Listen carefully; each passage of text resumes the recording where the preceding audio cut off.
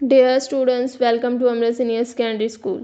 Class 8 सामाजिक शिक्षा का भाग तीसरा नागरिक शास्त्र का लेसन नंबर 1 संविधान तथा कानून का भाग 2 जो कि हमारे इस लेसन का अंतिम भाग है आज हम आपको करवाएंगे, जो कि हमारे ई बुक के लेसन नंबर 24 और ई बुक का पेज नंबर 233 के ऊपर है।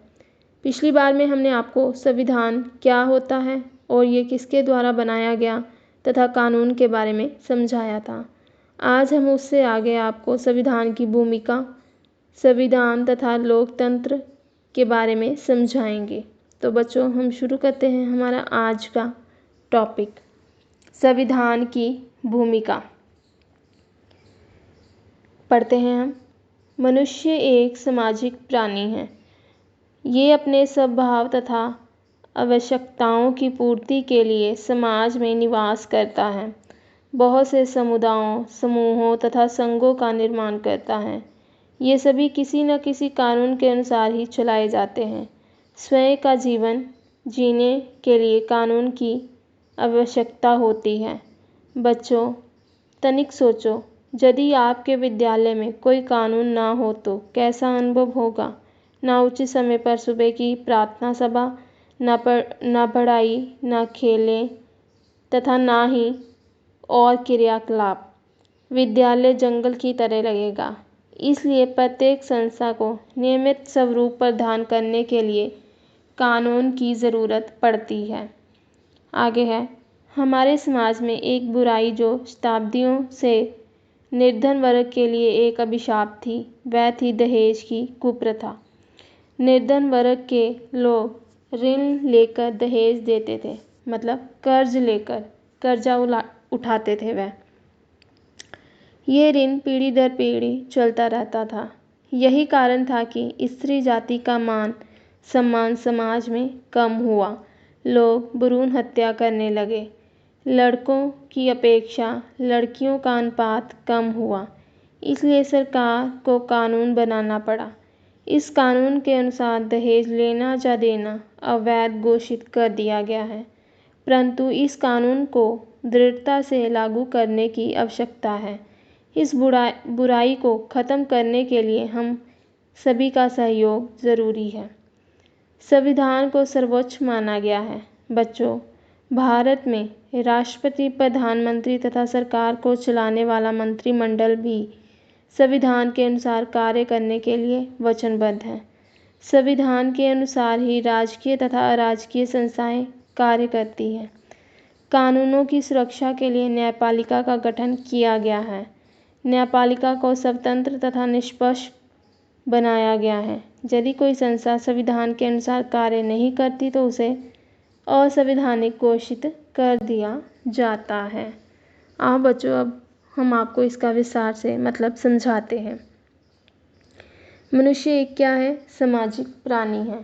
मनुष्य समाज में रहता है और उसी समाज में रहता हुआ वह अपनी हर एक ज़रूरत को समाज में ही पूरा करता है और साथ ही वह बहुत से संघ तथा संस्थाओं की स्थापना भी करता है। समुदाय बनाता है और वह अपनी ज़रूरत के साथ साथ लोगों की भलाई के लिए भी कार्य करता रहता है।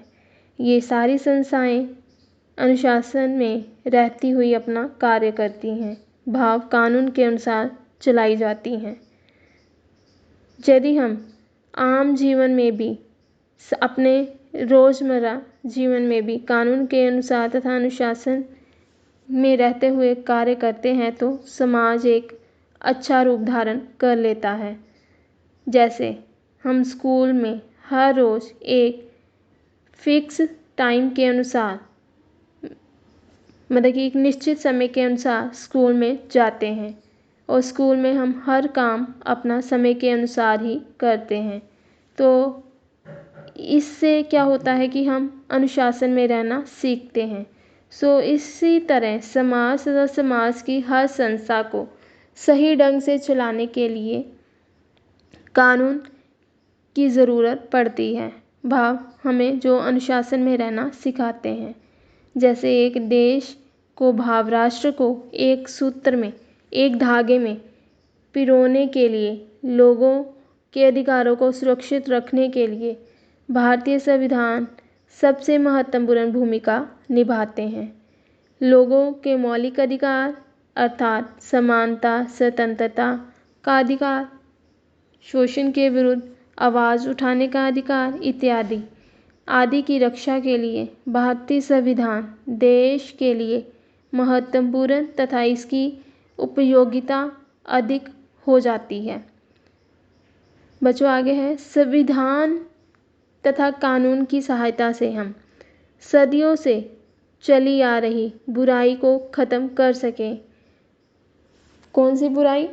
दहेज प्रथा की। इसके साथ समाज में और भी बहुत सी बुराइयां थी जो कि हमारा संविधान बनने के बाद सरकार ने उन बुराइयों को ख़त्म करने के लिए कानून बनाए। तो बच्चों जैसे दाज प्रथा, दहेज प्रथा जिसको बोलते हैं हम, इस दहेज प्रथा के कारण और भी बहुत सी बुराइयां हमारे समाज में चली आ रही थी। सरकार ने इनको ख़त्म करने के लिए बहुत से कानून बनाए। क्यों? ताजो लड़कियों की जो कम हो रही संख्या है उसको बढ़ाया जा सके और उनकी मौत दर को कम किया जा सके। तो दहेज प्रथा को ख़त्म करने के लिए सरकार द्वारा 1961 को एक कानून बनाया गया। इस कानून के अनुसार दहेज लेना तथा देना गैर कानूनी घोषित कर दिया गया। इसके अलावा और भी बहुत सी बुराइयां जैसे जात प्रथा, बाल विवाह आदि को रोकने के लिए सरकार द्वारा समय समय पर कानून बनाए गए ताजो औरत की स्थिति को और बेहतर बनाया जा सके तथा उसे समाज तथा हर जगह पर पूर्ण सम्मान मिल सके। आगे है बच्चों, संविधान की पहरेदार। न्यायपालिका संविधान की रक्षा के लिए बहुत से अधिकार प्रदान किए गए हैं। उनमें से एक महत्वपूर्ण अधिकार संविधान की रक्षा तथा व्याख्या का अधिकार है। न्यायपालिका को न्यायिक पूर्ण निरीक्षण का अधिकार प्रदान किया गया है।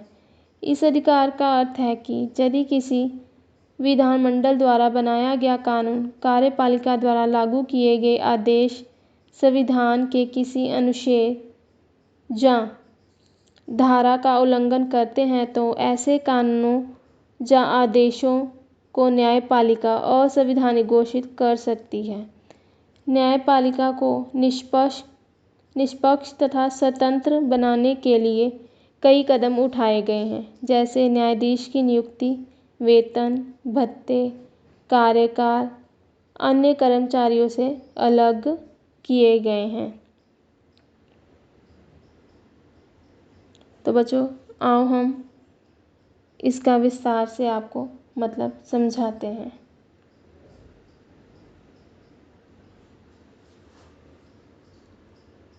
कि हमारे देश में संविधान को सबसे ऊंचा माना गया है।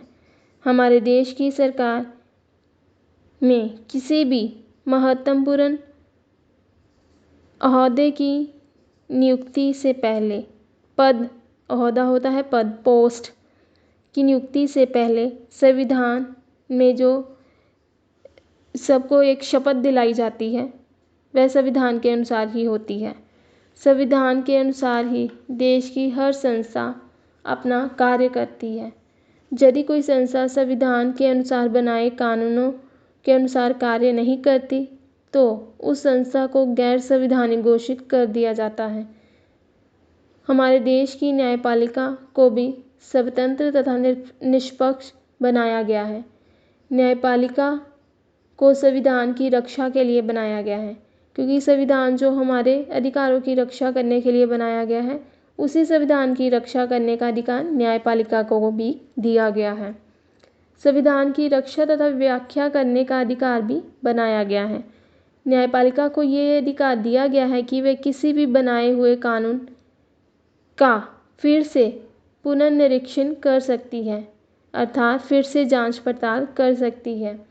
जो कानून देश या समाज के किसी के हित में अगर ना हो या संविधान की किसी भी धारा की उल्लंघना करते हो तो ऐसे कानूनों को न्यायपालिका रद्द कर सकती है और उन्हें गैर संवैधानिक घोषित करने का आदेश भी दे सकती है। तो बच्चों आगे पढ़ते हैं हम। संविधान तथा लोकतंत्र।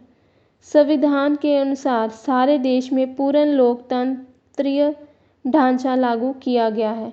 नागरिकों को बहुत से अधिकार प्रदान किए गए हैं। सरकार की आलोचना करने का अधिकार भी प्रदान किया गया है। जब कोई सरकार लोगों के हितों के विरुद्ध कानून बनाती है तो लोग इसका विरोध कर सकते हैं।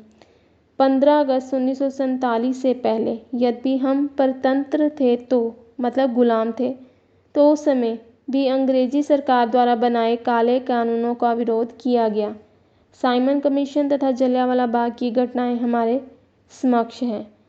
महात्मा गांधी जी ने 1920 में असहयोग आंदोलन, 1930 में सिविल अवज्ञा तथा 1942 में भारत छोड़ो आंदोलन चलाए। अंग्रेजी सरकार द्वारा निर्मित सामान का प्रयोग न करना, उनके द्वारा निर्मित वस्त्र धारण न करना। महात्मा गांधी जी की अगुवाई में 5 अप्रैल सन 1930 को डांडी नामक स्थल पर नमक कानून को तोड़ा गया, क्योंकि सरकार ने नमक पर टैक्स लगा दिया था। अंग्रेजी सरकार द्वारा बनाया गया नमक नष्ट किया गया। समुद्र के पानी को गर्म करके नमक बनाकर खाने के आदेश दिए गए। स्वतंत्रता के पश्चात भी कई आंदोलन चलाए गए। उनमें मुख्य थे मद्य निषेध मतलब शराबबंदी। हमारे देश में एक सर्वेक्षण के अनुसार प्रत्येक चौथा व्यक्ति मदिरा पान करता है। शराब के ऊपर प्रतिदिन 25 करोड़ रुपए व्यय किए जाते हैं, मतलब खर्च किए जाते हैं। मद्य निषेध लागू करवाने के लिए कई आंदोलन चलाए गए। कई प्रांतों की सरकार द्वारा मदिरा पान पर प्रतिबंध लगाया गया। गुजरात, हरियाणा तथा केरल की सरकारों के द्वारा पूर्ण मद्य निषेध विधेयक पारित किए गए, परंतु वे पूर्ण रूप से सार्थक नहीं हो सके। हमारी सरकार तथा समाज के द्वारा इन मादक पदार्थों के पूर्ण निषेध के लिए प्रयास करने की आवश्यकता है। इसलिए कई कानूनों का पालन न करना भी लोकतांत्रिक सरकार की एक विशेषता है। यदि इन बुरे कानूनों का विरोध नहीं होगा तो लोकतांत्रिक सरकार तानाशाह बन सकती है। सरकार को आमदन एक टैक्स के रूप में शराब पर बिक्री से प्राप्त होता है। आओ बच्चों, अब इसका हम आपको विस्तार से मतलब समझाते हैं कि संविधान के अनुसार देश में एक पूर्ण लोकतांत्रिक जो है रूप अपनाया गया है, ढांचा अपनाया गया है। लोकतांत्रिक मतलब लोगों को ही सरकार बनाने का अधिकार दिया गया है। लोग ही हमारे देश की सरकार बनाते हैं मताधिकार के द्वारा, और लोग ही इसको हटाते हैं। इसमें सरकार की आलोचना करने का अधिकार बहुत ही महत्वपूर्ण है, क्योंकि यदि सरकार कोई कानून लोगों के हितों के विरुद्ध में जाकर बनाती है तो लोग उसका विरोध कर सकते हैं, उसके विरुद्ध आवाज़ उठा सकते हैं। ये अधिकार संविधान द्वारा दिया गया है। आज़ादी से पहले भी बहुत से ऐसे कानून बनाए गए जो लोगों के हितों के विरुद्ध थे। लोगों ने उन कानूनों के विरोध में बहुत से आंदोलन तथा सभाएं की थी। अंग्रेजी सरकार की बहुत सारी ऐसी नीतियां थी जो कि जनहित विरोधी थी, मतलब लोगों के हितों में नहीं थी। गांधी जी ने इन्हीं नीतियों तथा काले कानूनों के विरोध में आंदोलन चलाए। जैसे 1920 में उनके द्वारा चलाया गया नामिलवतन आंदोलन, 1930 में सिविल अवज्ञा आंदोलन, 1942 में भारत छोड़ो आंदोलन उनके द्वारा चलाए गए। आज़ादी के बाद भी बहुत से आंदोलन चलाए गए। इनमें से मुख्य थे शराब को रोकने का कानून, अर्थात शराब बनाने, शराब को बेचने तथा पीने पर पूर्ण रूप से पाबंदी लगाने से है, कानूनी रूप से। एक सर्वेक्षण के अनुसार आज हमारे देश में हर चौथा व्यक्ति शराब पीता है। शराब पर हर रोज़ लोग करोड़ों रुपए की राशि खर्च कर देते हैं। आजकल हमारे देश में नकली शराब बनाकर लोग बेच रहे हैं और कम पैसों की खरीद ज़्यादा पैसे कमाने के लालच में वह लोगों की जान के साथ खिलवाड़ कर रहे हैं। हमारे पिछले महीने में हमारे पंजाब के गांव में ऐसी नकली शराब के पीने से बहुत से गरीब लोगों ने अपनी जान गंवा ली। इसलिए आज ज़रूरत है शराबबंदी के कानून को बहुत सख्ती से लागू करने की। भारत के कुछ राज्यों में जैसे हरियाणा, गुजरात तथा केरल में शराबबंदी का कानून पास किया गया, परंतु वहाँ पर भी इसको अच्छे से लागू ना किया जा सका। ये अधिक सार्थक ना हुआ, सख्ती से इसको लागू नहीं किया जा सका आज तक। तो ज़रूरत है सारे भारत में इस कानून को सख्ती से लागू किया जाए, ताजो हमारे समाज में, देश में, जहाँ देश के किसी भी हिस्से में ये जो शराब का नशा बढ़ता जा रहा है उसको ख़त्म किया जा सके। तो बच्चों, इसके साथ ही हमारा आज का टॉपिक ख़त्म होता है। अपने टॉपिक से संबंधित मैं आपसे 5 क्वेश्चन पूछने जा रही हूँ। बच्चों, ये हमारे लेसन का आज अंतिम भाग था, तो सुनो इसका पहला क्वेश्चन, सही उत्तर चुनो। गांधी जी द्वारा चलाए गए आंदोलन कौन से हैं? नंबर 2 पर है शराबबंदी कानून किन राज्यों में पास किए गए हैं?